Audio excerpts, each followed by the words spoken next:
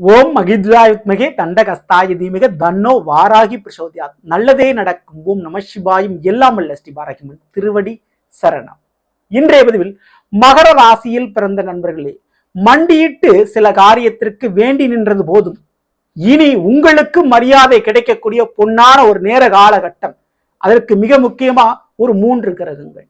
நிச்சயமா இந்த ஒரு நேரத்துல 2025 வருடம் முடிய போகின்ற தருவாயில அக்டோபர், நவம்பர், டிசம்பர் இந்த 3 மாசம் தான் இருக்குது. அதுல நடக்க போகின்ற குருவானுடைய அதிசார உச்ச பயிற்சி, சனி பகவானுடைய வக்ர நிவர்த்தி, மேலும் செவ்வாய் பகவானுடைய ஆட்சி, இந்த 3 ரொம்ப ரொம்ப முக்கியம். அதுல குறிப்பிட்ட அக்டோபர் 18 குருவான் அதிசாரமா மிதுன ராசியிலிருந்து கடக ராசிக்கு உச்சம் அடைகிறாரு. மகர ராசியை நேரடி 7ஆம் பார்வையா பார்க்கிறாரு. உச்ச பார்வை நிச்சயம் இந்த நேரத்துல உங்களுக்குன்னு ஒரு நல்ல காரியம், சுப காரியம், ஒரு விசேஷம், ஒரு மரியாதை, ஒரு கௌரவம் கண்டிப்பா இருக்கு.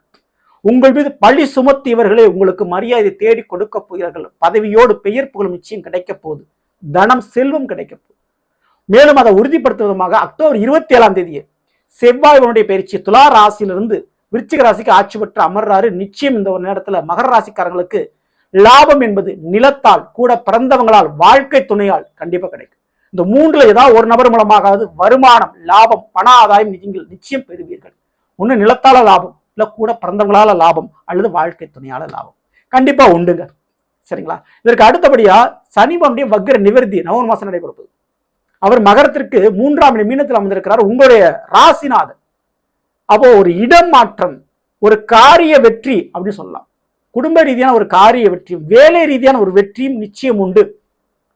வேலை இல்ல, இந்த வேலை பார்க்க நீங்க அருகதை இல்லை அப்படின்னு சொன்ன முன்னாடி, வேலையில் நீங்கள் கெட்டிக்காரர்கள், உங்களை வேலையை விட்டு தூக்க முடியாது, இந்த வேலைக்கு நீங்க இருந்தே ஆகணும் அப்படின்ற மாதிரி வேலையில் உங்களுடைய திறமையை வெளிப்படுத்தி நீங்க இல்லாம இந்த வேலை நடக்காதுன்ற அளவுக்கு ஒரு பொசிஷனை நீங்க வேலை பார்க்கக்கூடிய கம்பெனியில, நீங்க தொழில் பண்ணக்கூடிய இடத்துல நீங்க நிரூபிச்சு காட்டிடுவீங்க.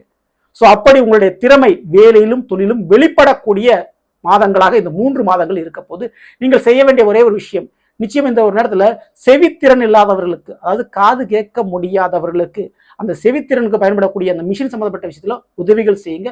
நந்தீஸ்வர பவனுடைய வழிபாடு பிரதோஷத்தன்று பண்ணுங்க. இது நிச்சயம் உங்களோட வாழ்க்கையில ஒரு மாற்றத்தை ஏற்படுத்தும். சரிங்களா?